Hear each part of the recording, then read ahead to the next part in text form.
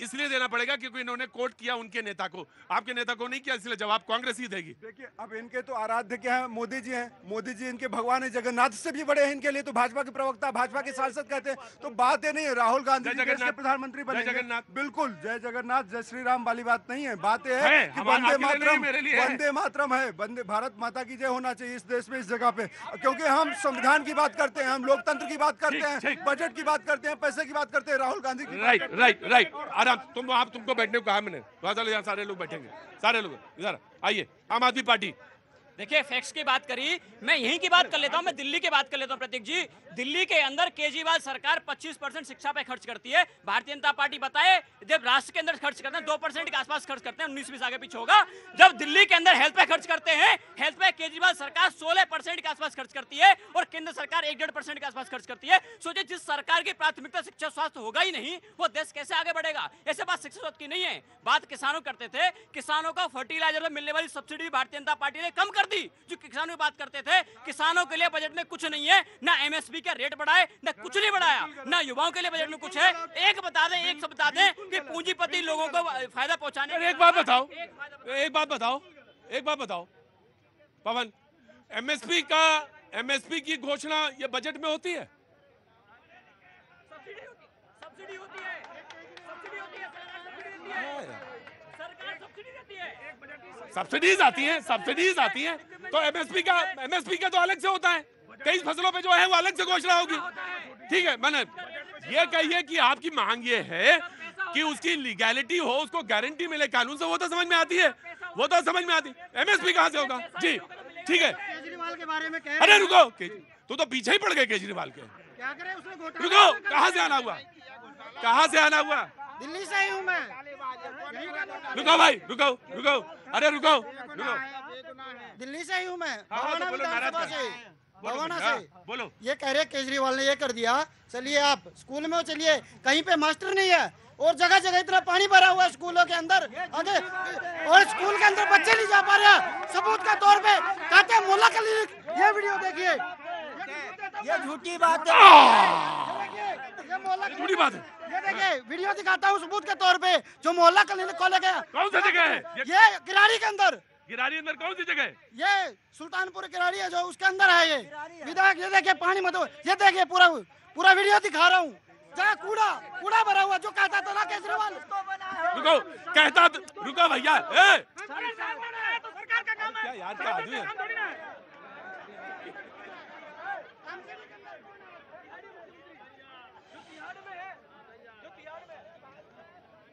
आगे sir, proud Indian sir, कहां से आना हुआ? सर मैं दिल्ली में ही हूँ। दिल्ली में? रुको भाई, अरे भाई लड़ाई मत करो भैया, लड़ाई मत करो। पानी पीना हो पानी पी लो, चाय पानी पीना है नहीं भाई, मेरी तबीयत ठीक नहीं है, हल्ला नहीं, आऊंगा तुम्हारे पास। तुम लड़ाई करने लगे सिल्वेस्टर स्टैलिन, तो इसलिए नहीं आया तुम्हारे पास। जी सर, कहाँ, क्या नाम है साहब? मेरा नाम हरप्रीत सिंह है। हरप्रीत जी, बहुत बहुत शुक्रिया, थैंक यू सो मच। मैं गवर्नमेंट से रिटायर्ड हूँ। अच्छा जी, किस विभाग से? मैं फाइनेंस मिनिस्ट्री से। बहुत अच्छा सर। मैं ये कहना चाहता हूँ कि जो किसानों को खराब किया, ओपोजिशन ने खराब किया। मोदी जी तो उनके लिए इतने अच्छी स्कीम्स लाए थे, उनका गुमराह करके ओपोजिशन ने दिल्ली को भी बर्बाद किया। जो वहाँ पे इन्होंने धरने पे बैठे 1 साल तक, उनको भी खराब किया। वो स्कीम लेते, आज किसानों की आय 4 गुना। किसान कहते हैं कि फिर से दिल्ली आने वाले, उन्होंने वहाँ पे रोक रखा बॉर्डर पे। अगर वो आएंगे तो उनको समझना चाहिए कि मोदी जी 10 साल से काम कर रहे हैं, किसका नुकसान किया है? सबका भला किया है। कौन सी ऐसी सोसाइटी है, कौन सा वर्ग है जिसका भला नहीं हुआ? कह रहे किसानों का नहीं भला हुआ। सबसे पहले किसानों का। आप तो फाइनेंस मिनिस्ट्री से रिटायर हुए। हाँ। तो मैं आपसे पूछा, वो लोग कह रहे किसानों का भला नहीं हुआ। किसानों का भला हुआ है। जिस प्रदेश, देखिए उन्होंने कहा, सुनिए भाई, अगर सुनोगे मेरे चाचा चौधरी, अरे चाचा चौधरी सुन लो, हाँ बड़े वाले हो, सब लोग पैर छुएंगे इसके बाद, शो खत्म होने के बाद तुम्हारा। बहुत बड़े वाले हो तुम, छोटे कहां, आ ही नहीं सकते यहां पे। सरकार ने कहा कि वेजिटेबल क्लस्टर बनाना चाहते हैं, वेजिटेबल प्रोडक्शन क्लस्टर बनाना चाहते हैं। 2 तरह के मामले हैं, एक तो जीन्स है जिसमें गेहूं है, धान है, ये है। वेजिटेबल जो है क्रैश क्रॉप है, लोगों को समझना पड़ेगा, चीज ने समझी, वो जल्दी खराब होती है। सरकार ने कहा कि स्पेशल ट्रेन हैं, उनके जरिए मार्केट मुहैया कराई जाए, किसानों को जो फायदा हो डायरेक्ट उनके खाते में जाए।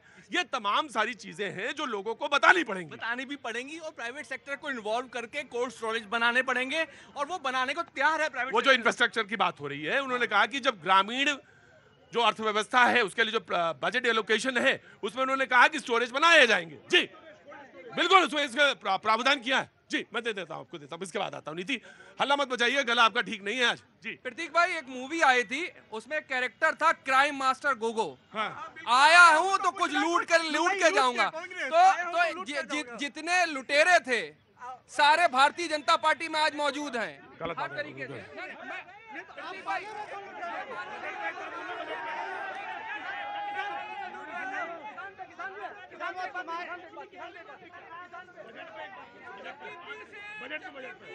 क्या बात करते हैं आप, जब बात नहीं लो बजट इसके बाद तुम्हें दे दूंगा। ये जो कह रहे लुटेरे की बात, क्या उन लुटेरों को ये पन पा रहे थे क्या? पूछ लेते।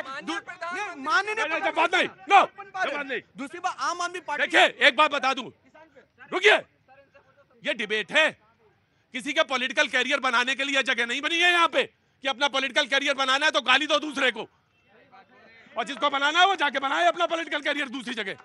ये डिबेट है, और यहाँ पे आपको विनम्रता रखनी पड़ेगी और दूसरे के साथ सहजता। अरे भाई, आपकी पार्टी को कह दें हम तो क्या होगा? नहीं कहते ना, हम नहीं कहेंगे आपकी पार्टी को गलत। विपक्ष है, उसकी हम इज्जत करते हैं। आपका जो मन में आएगा बोल देंगे। जी जी, इन्होंने भाजपा की बात की तो मैं भाजपा पे ही कहना चाहता हूं, जिन्होंने कश्मीर के लिए अपने बलिदान दिया वो है भारतीय जनता पार्टी। जो युवा के लिए लड़ा वो है भारतीय जनता पार्टी।